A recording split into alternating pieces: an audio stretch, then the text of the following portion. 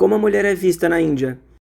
Tava refletindo sobre como a mulher é tratada como objeto lá, quase como um sub-humano, sabe? Essa realidade me parece extremamente injusta e repugnante.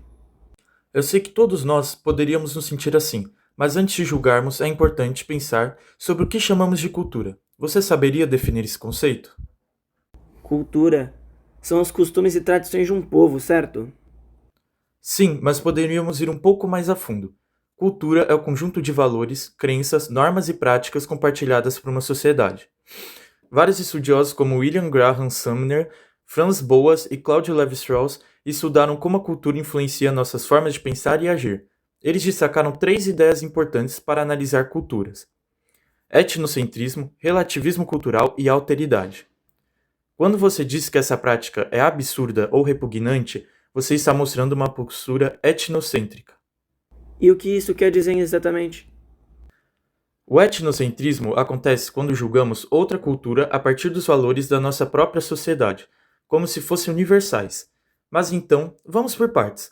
Descreva completamente o porquê você achou a objetificação da mulher na Índia algo repugnante. Acho que a objetificação da mulher na Índia é profundamente repugnante, porque vejo que ela reduz mulheres a corpos, a instrumentos de interesse social, ignorando o fato delas também serem seres humanos como nós, o que é extremamente desigual. Além disso, é fato que as mulheres podem ser tão inteligentes quanto os homens e devem ser tratadas com igualdade. Exatamente, não é algo que nasce do nada, e sim uma herança histórica cultivada de geração em geração. Aliás, isso é cultura. Agora, para compreender melhor, precisamos olhar pelo ponto de vista do relativismo cultural. Isso significa analisar práticas sociais considerando o contexto histórico em que surgiram. A sociedade indiana tradicional estruturou-se sob bases fortemente patriarcais. Durante o Império Maurya, época de uma Índia unificada sob a tutela de uma monarquia sagrada. Isso vem de bases milenares, como o código Manusmriti.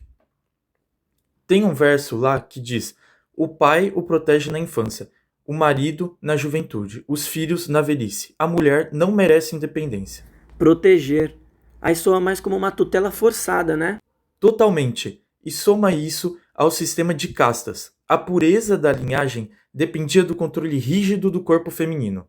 O dote que hoje gera tanta violência surgiu como uma garantia à pureza, mas virou uma moeda de troca comercial. É uma estrutura patriarcal que se modernizou, mas não quebrou. Por fim, há a alteridade, o mais complexo de todos. Esse conceito nos convida a reconhecer o outro em sua diferença e, ao mesmo tempo, refletir sobre nossa própria sociedade. Ao criticar práticas de outro país, precisamos perguntar: estamos realmente tão distantes disso?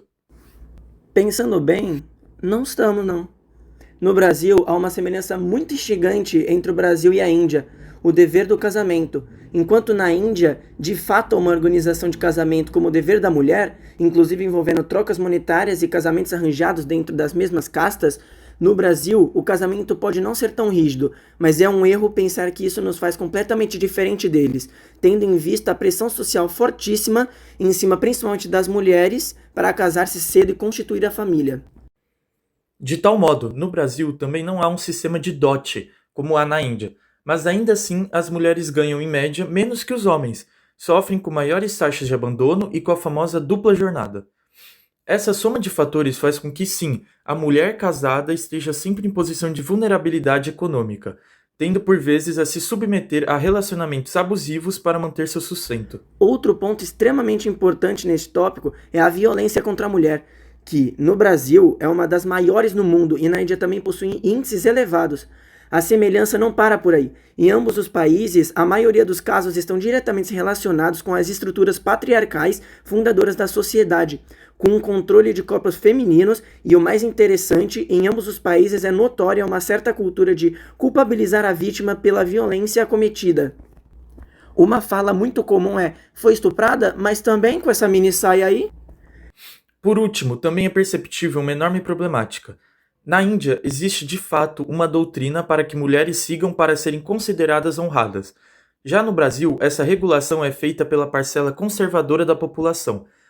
Nossa proposta é desconstruir o olhar de menosprezo ao povo indiano, Muitas vezes julgamos o outro sem perceber que os mesmos problemas estão presentes na nossa própria cultura, apenas sob formas diferentes.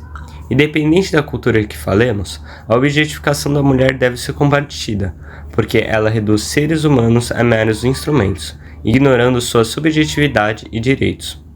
Ao entendermos que esse é um desafio global e não um defeito exclusivo de um povo, substituímos o estigma pela cooperação.